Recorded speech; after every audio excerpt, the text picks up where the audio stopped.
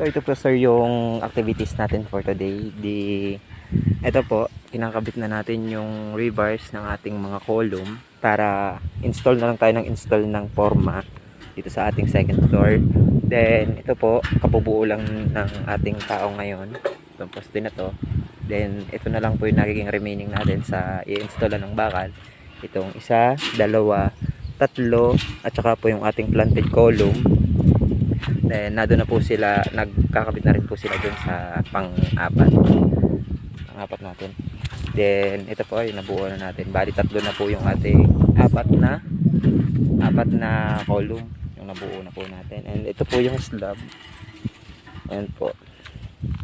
Mapapansin nyo meron po tayong pangilan-ngilan na bato dito hindi lang po natin mawalis at wala tayong walis ditong magamit. So yan na po. Pasensya na po medyo makalat. Nag-aaral po kasi kami ng formworks. Ayan.